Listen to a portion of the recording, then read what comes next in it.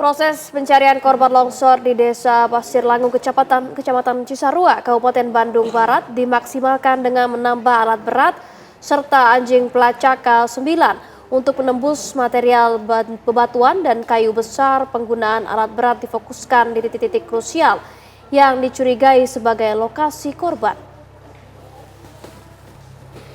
Sebanyak 13 unit ekskavator dikerahkan di sektor A1 dan B2 yang menjadi salah satu titik utama evakuasi, dan jumlah tersebut meningkat dibandingkan hari sebelumnya yang hanya mengoperasikan 12 unit ekskavator di lokasi yang sama. Penambahan alat berat dilakukan untuk mempercepat pembukaan akses dan pemindahan material longsoran yang cukup tebal. Anjing pelacak K9 turut diterjunkan untuk menembus material bebatuan dan kayu besar. Adapun fokus pencarian di hari keempat dilakukan di sektor A dan B2 karena berdasarkan penemuan korban terbanyak di area sektor tersebut.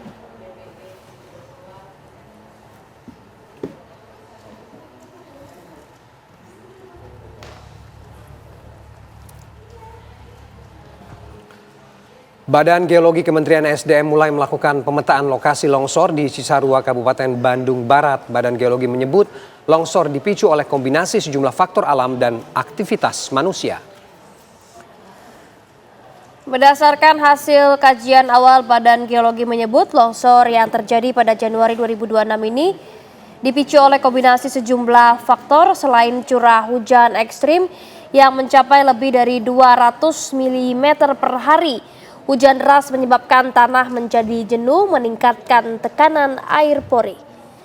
Badan Geologi juga menemukan adanya struktur geologi berupa sesar dan rekahan yang membentuk bidang lemah, sehingga mempermudah terjadinya pergerakan tanah. Selain itu juga alih fungsi lahan diduga menjadi pemicu, apalagi kondisi tanah di sana labil dan gembur. Masyarakat dihimbau tetap waspada terutama saat intensitas hujan tinggi. Betul, makanya tipe longsor di sini kita kategorikan aliran bahan rombakan. Artinya bahwa bukan cuma batu yang bergilir tapi juga tanah. Nah, dominasi tanah ini yang sangat menunjukkan bahwa ini geraknya semakin jauh, semakin butirannya semakin kecil, semakin jauh landaannya seperti itu. Dan pemirsa, informasi terkini dari lokasi bencana longsor di Bandung Barat kita tanyakan kepada 3 rekan kami. Ada Virgi Dainas dari TKP pencarian korban, kemudian Endra Kusuma dari Posko Pengungsian, dan Cepi Kurnia dari Posko Tim DVI. Kita ke Virgi Dainas terlebih dahulu. Virgi, seperti apa proses pencarian hari ini? Silakan. Ya, selamat siang Fatima, Ferdi dan juga pemirsa. Memang untuk di hari keempat ini sudah dimulai tadi pada sekitar pukul 8 pagi. Adapun memang hari ini ada penambahan perluasan wilayah di zona A dan juga di zona B.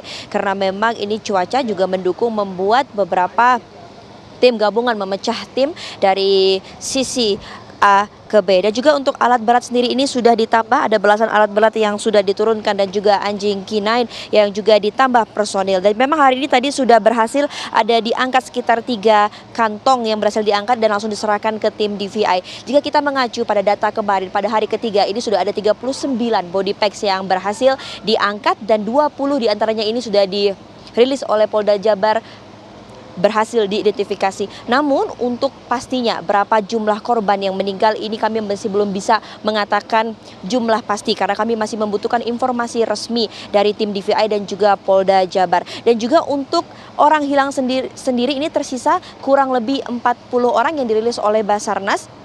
Apakah nanti hari ini akan ada pengurangan, juga kami masih akan terus menunggu informasi tersebut. Dan juga untuk kantong jenazah yang sudah diserahkan ke tim DVI ini mengalami 2 kesulitan. Tim DVI mengatakan ada 2 hal. Yang pertama adalah sulitnya atau decomposition yang sudah terjadi di jenazah tersebut seperti pembusukan dan membuat identitas visual sulit dilakukan. Dan juga yang kedua adalah ketidakcocokan atau ketidaksinambungan data yang diserahkan oleh pihak keluarga. Ini membuat Polda Jabar dan juga tim DVI meminta kepada keluarga ini untuk menyerahkan data secara resmi agar identifikasi agar lebih cepat dilakukan. Dan jika Anda lihat di layar kaca sekarang ini memang proses masih terus berjalan. Bagaimana alat-alat berat ini juga terus melakukan pekerjaannya agar dapat memuai ataupun mendapati titik-titik yang sudah ditancap oleh bambu. Titik-titik yang ditancap oleh bambu ini berarti ada sedikit petunjuk yang ditunjukkan oleh anjing-anjing K9 dan juga alat yang digunakan oleh tim SAR seperti besi yang sudah disiapkan. Ini juga salah satu metode terbaru yang tadi kami dapatkan informasi dari tim SAR secara langsung. Sejauh ini itu yang dapat kami update, Fatimah dan juga Ferdi. Nanti kami akan sama-sama pastinya memantau bagaimana perkembangan perjalanan dari hari keempat ini. Sekian, kembali ke studio. Ya, Virgi, kita juga ingin mendapatkan bagaimana kemudian keluarga korban terdampak bencana longsor ini. Apakah mereka masih menunggu di lokasi tempat tim ini mencari korban yang masih tertimbun atau bagaimana sebenarnya situasi di sana? Ya, Ferdi, jika untuk keluarga korban nih, khususnya keluarga korban yang hilang ini memang biasanya mereka ini datang beberapa namun tidak ramai. Sebagian ini sudah menunggu di posko, hanya menunggukan informasi, dan mereka ini beberapa juga sepertinya pasrah menunggu di posko. Namun memang ada harapan untuk langsung melihat proses evakuasi dan juga melihat bagaimana tim gabungan ini melakukan pencarian.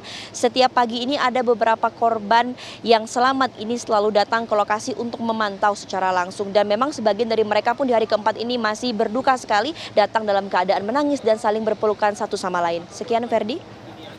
Ya, Virgi, jika kita melihat di lokasi mungkin masih adanya turun hujan, apakah ada peringatan kemungkinan terjadinya longsor susulan di tempat Anda melaporkan saat ini, Virgi?